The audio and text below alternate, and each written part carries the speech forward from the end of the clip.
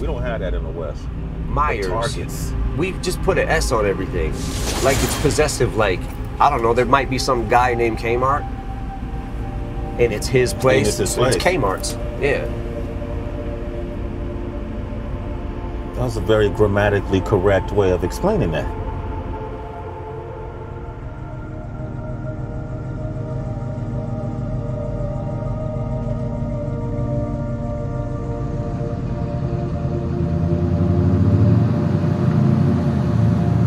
Man, I've known you for 20 maybe years now, you know, and That's crazy. Yeah, that is crazy. Time flies. Time flies. But DOC told me once you were writing to a beat. He's like, he watched you and he watched you write it. And he said you went in the studio and you start spitting a verse. And then I think you left whatever it was you wrote. And he was like, man, I couldn't believe this dude wrote that, spit it, killed it. And then I went to go see what it was. He left a piece of paper, what he wrote. And he said you wrote your rhymes. It was all over the place, yeah. He said it was in a circle or something. Yeah. What was that? Because what, there's two reasons. Okay. A is because if anybody ever finds it, they're not going to be able to decipher the puzzle. Okay. But also, really, where that helps with that, but really where it comes from is when I'm getting ideas, I have to write a couple words down right away, wherever they're at. It doesn't matter. I just have to get them out before I forget them. Mm-hmm. These are the thoughts. You know, these words are connecting with these words beautifully right here. Yeah. And this is a fucked up thought. And I probably shouldn't say this, but it's so fucking fucked up that, you know, people are gonna know I'm joking. I hope. Maybe not. I don't know.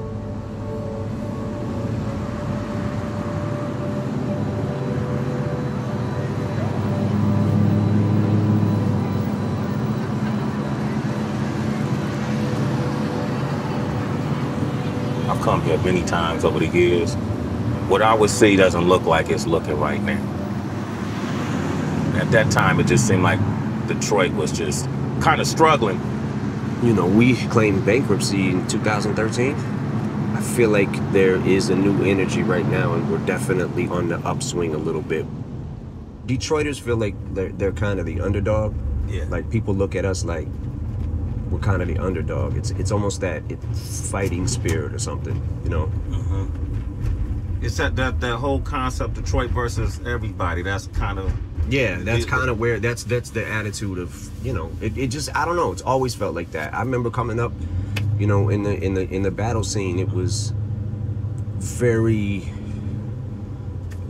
it was dog eat dog, and I'll tell you why. When you get on that mic, you got like 2 to 4 bars, and you better impress. You know what I'm saying? Or you get booed. Like, you need to prove yourself, or we're gonna call bullshit.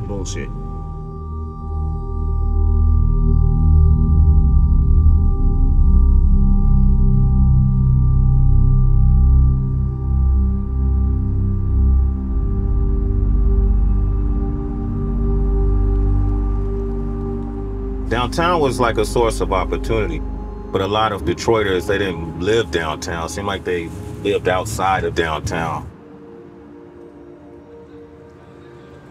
Detroit is a big city, so you can still be in the city, but on the outskirts of it, or you could be downtown, but it spreads out. Who was the artist back then that were like the local heroes? Dilla, Slum Village. Damn, man, I remember those days too, man. Proof had really started making a name for himself. It was a weird time in my life. I remember something fell through and I was super down, and I hadn't wrote a rhyme in probably 3 months. I was living upstairs in the attic that we turned into a bedroom at Kim's mother's house, right? And I get a call from Proof, and he's like, yo, what are you doing? I'm like, nothing, man. I'm just about to go to work. And he's like, yo, you need to come down to the shop tomorrow. I hadn't even wrote anything. Like, you know what I'm saying? Like, I didn't even have anything. And then I'm like, all right, I'm gonna have to write something. So I remember going to work and thinking of the rhymes and then trying to learn it. And he was like, he basically explained to me, he was like, I said, yo, I don't know if I'm ready for that, man. And he was like, look, you come down. I'm telling you, I'm running this place now. He was like, you come down. I'll shut it down, just have a few people in here, rap in front of them. If you don't like it, bounce. You know, leave. You don't have to come back. And I was like, all right, cool. I was writing in the mind frame of every bar needs to have something that's gonna get a reaction. Every bar. Because if I'm in front of the crowd, I'm gonna get booed if I don't come with it. You know what I'm saying? So that's kind of how, in that same kind of spirit, or that same kind of mentality, is kind of how I still write today. Multi-syllable rhyming is kind of the thing I got addicted to. And when you start thinking of like whole sentences that rhyme with each other, but in order to make that rhyme and do that, sometimes you might be pushing the envelope a little bit. You know, but that's why I've always been just like, you know, freedom of speech, man. There's a parental advisory. You know, listen. If you don't want to listen, turn it off. Don't buy it. Don't listen. You know what I'm saying? Like, I mean, but it's hip hop. That's hip hop, man. You talk about writing that perfect search for that perfect verse. Yeah. Have you found it? Any verses you wrote you feel like it'd be? I'm gonna be 100% honest. I'll keep it 100 right now. I feel like I've felt this way for a long time. I've always been chasing the Marshall Mathers LP because I know that captured a moment. You know what I'm saying? Like, it's kind of like a time capsule when I look back at it. The times that it was back then, and the turmoil that my life felt like was happening. Shit was happening so fast. I was spiraling out of control, and I had a lot of rage. When people say they miss the old Eminem, I feel like it's probably that. You miss the rage, and you miss me. You know what I'm saying? Like, I don't have the rage anymore that I used to have, but I still have the exact same passion. Sometimes it doesn't always come out the right way. You know what I'm saying? Sometimes it's just like, oh, what the fuck is that?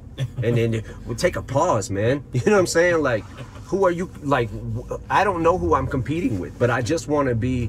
There's a lot of great rappers. There's a lot of great artists. There's a lot of great rappers coming up in this generation now that it's like, I'm watching it and I'm loving it, and just the competitive spirit in me wants to keep up with the best of the best. You know what time it is, nigga, watch that.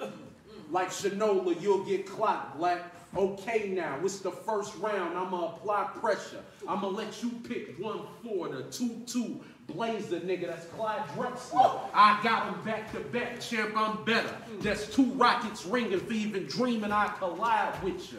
Nigga, I stretch you. You could either ride stretcher or get tied between 2 cars and let the ride stretch you. Play your cards right. You know, win, lose, or draw. Ooh, no, I deck you. You a joker. You comical. You ain't sick. You a common cold. I'm calm and cold. It's just different. A Floyd punch to a Drake song, that hook different. When that forest hitting you, it's forest with it. Cause I wander on the set, bitching and look different. Nigga, welcome to the end of this. You can watch me go ape on my gorilla shit. That's animal penmanship. That chinchilla fits. It's magic. The bars is averaging 10 assists. Ooh. Come get a dime, nigga. If I get better with time, why do you whine, nigga? I'm trying to press my buttons, but I decline niggas. Shit, I blind niggas. Boy, I got more shine than most of these sign niggas. Go ahead and step, brother, A5A. I can tell you about the game. I got the play-by-play. Baker's man, yeah, you hear about the cakes I slay. My shooter's dirty and hairy, nigga. Make my day. Yeah, Planet Dope is the antidote for all that bullshit that your man promotes. I can make you a vegetable while busting your cantaloupe. No, elephants don't run with the antelopes. You see, it's just the law of the land. I do all that I can to not brawl with your man. I got it all in my hands. If I draw it and scram, put your jaw on your fam. Godzilla, and I keep getting calls from Japan. They get the voicemail, yeah, it's a bother.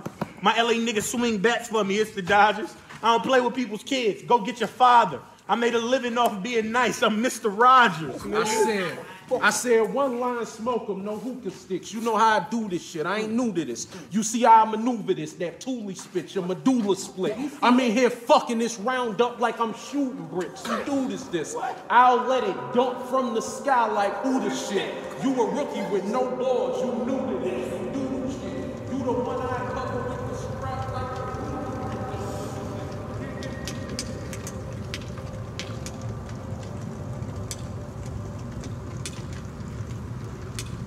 How has Detroit informed you as a person on a larger picture of the country as a whole? Just being from Detroit? Yeah. You mean in a hip-hop sense? Just as a whole, and even in a social sense. If we're talking about hip-hop for a second. Okay. I think that one of the great things about being from Detroit is I don't think in the very beginning when hip-hop first started coming about, I don't think we really knew who we were yet as far as what's going to be our style, what's going to be our, you know, sound, what is going to be this, you know what I'm saying? What are we going to be? I think especially back then we used to think like, man, nobody comes to Detroit. Yeah. They look at us like a ghost town, you know what I'm saying? We want to be somebody. We want to stand up. We want to be, that was always the thing back then too, was put Detroit on the map. Everybody wanted to put Detroit on the map because we felt like, yo, no one's listening to us, you know, and nobody takes us serious. You see, like, you know, if you go to New York and you're a Detroit MC, what it would seem like back then is you probably would get dissed. Yeah. Just being from Detroit, didn't matter how good you were.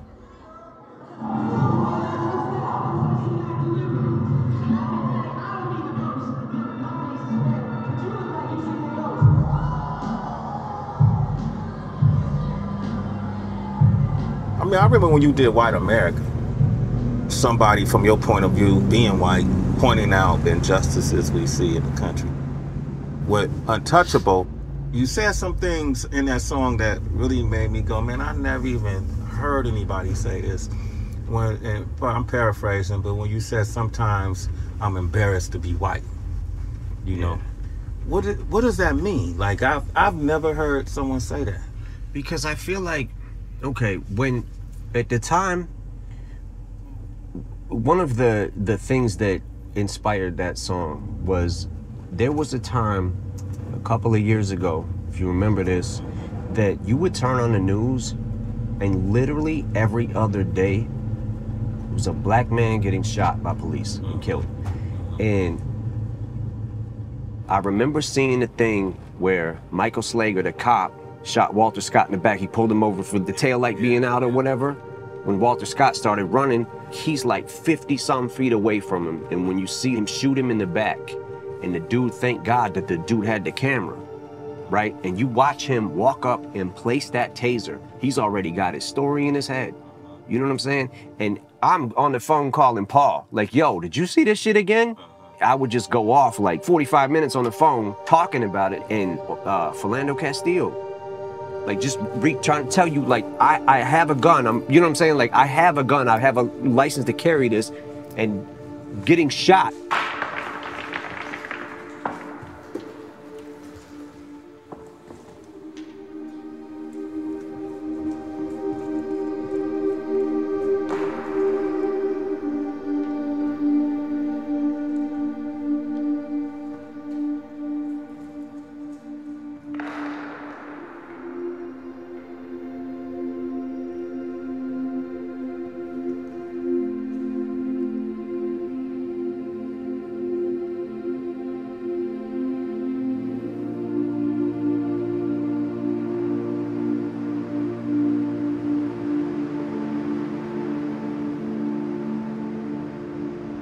What's up with the weather in Detroit, man?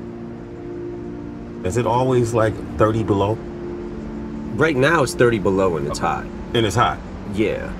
It goes down to like 460 below or something. All right. Our record temp was probably 620 below. Okay. So y'all beat out Antarctica? Probably. Probably, okay.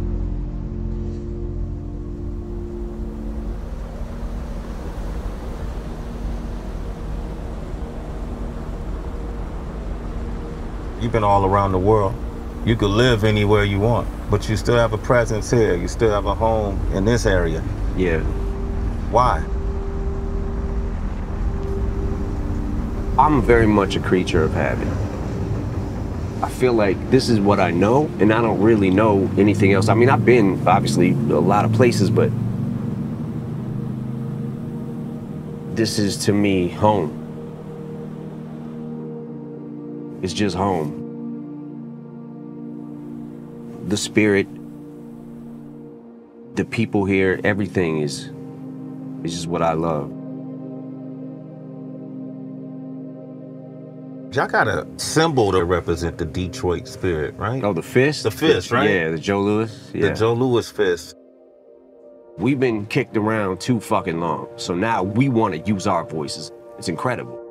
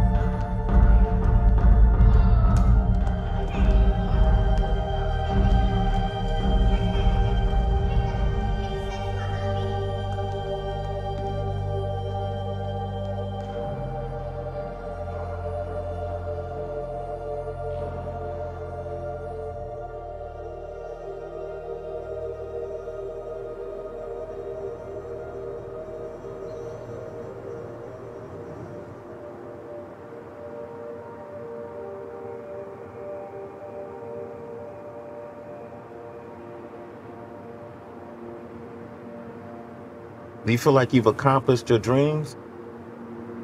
You know, there's aspects of it where you're like, I literally gave up my life for this shit.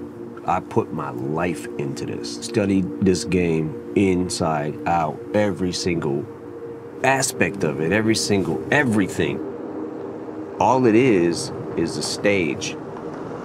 And you just walk out on that stage and say your words to them.